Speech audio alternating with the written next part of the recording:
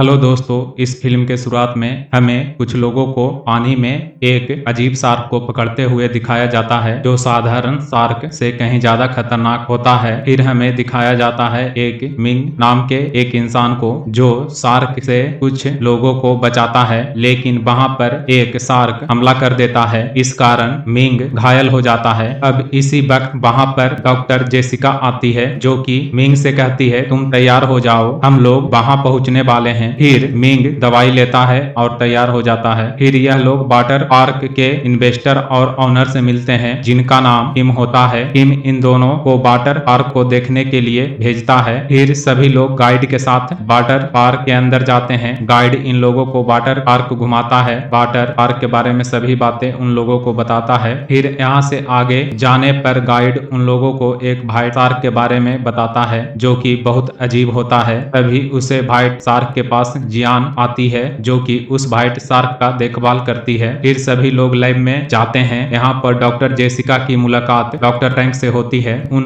लोगों को यह बताता है कि व्हाइट शार्क अजीब है, इसलिए हमें इस व्हाइट शार्क को विलुप्त होने से बचाना होगा और यह बहुत ही ताकतवर शार्क है। फिर हमें किम के छोटे भाई टीजिंग को दिखाया जाता है जिसके पास जियान आती है और कहती है कि मिंग ने ही हम लोगों को उस शार्क से बचाया है। फिर किम मिंग से इन सब में उसका साथ देने के लिए कहता है। मिंग इस बात से गुस्सा हो जाता है। वह कहता है कि उसका एक्सपेरिमेंट कानून के नियमों के खिलाफ है, इसका खामियाजा उन लोगों को भुगतना पड़ सकता है। अब यह दोनों आपस में बात कर रहे होते हैं। इसी बीच फ्रैंक जेसिका से दवाई मांगता है। अगर इस दवाई को शार्क को दिया जाए तो शार्क को बचाया जा सकता है और मिंग वहां पर आकर उन लोगों को रोकने की कोशिश करता है, लेकिन वे लोग इसकी बात को नहीं मानते हैं। डॉक्टर फ्रैंक उस दवाई को शार्क में इंजेक्ट कर देता है जिससे शार्क का हार्ट रेट और ब्लड प्रेशर पहले तो बढ़ता है लेकिन बाद में पूरी तरह से बदलने लगता है। डॉक्टर को लगता है उसका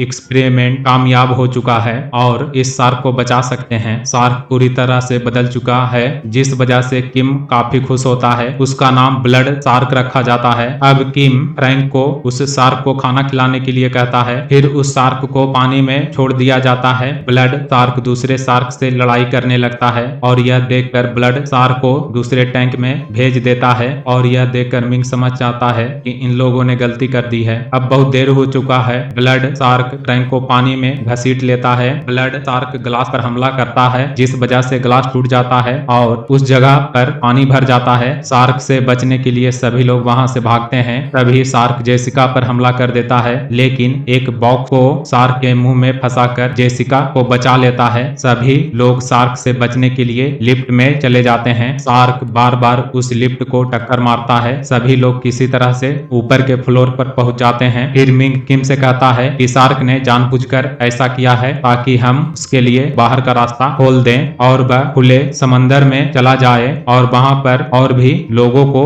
नुकसान पहुंचा सके। शार्क उस जगह से बाहर निकल जाता है। हालांकि किम भी उस शार्क को वाटर पार्क में वापस लाना चाहता है, इसीलिए वो सभी लोग एक बोट लेकर उस शार्क को पकड़ने के लिए जाते हैं। जिस दौरान मिंग जियान को एक दवाई देता है जिससे शार्क बेहोश होने के बजाय मर जाएगा, क्योंकि इन लोगों ने शार्क के ऊपर एक ट्रैकर लगाया है, इसलिए वे लोग उसी जगह पर पहुंच जाते हैं जहां पर शार्क होता है। जिसके बाद जियान को एक पिंजरे में बंद करके पानी के अंदर भेजा जाता है और टीजिंग किम के कहने पर उस शार्क के लिए खाना डालने लगता है, जिस वजह से वो शार्क वहां पर आ जाता है और वह जियान पर हमला करने लगता है। जिस वजह से मिंग जियान को बचाने के लिए पानी में कूद जाता है, क्योंकि पिंजरे के तार खराब हो जाता है, इस कारण वह पानी के अंदर गिरने लगता है। तभी शार्क बोट पर एक धक्का मारता है जिस वजह से जेसिका बोट से नीचे गिर जाती है। इधर टीजिंग पिंजरे के तार को पकड़कर उसे नीचे गिरने से रोकता है, जिस वजह से वह घायल हो जाता है और जब वो खून लगी तार पानी में जाता है तो शार्क उसे बीच से काट देता है।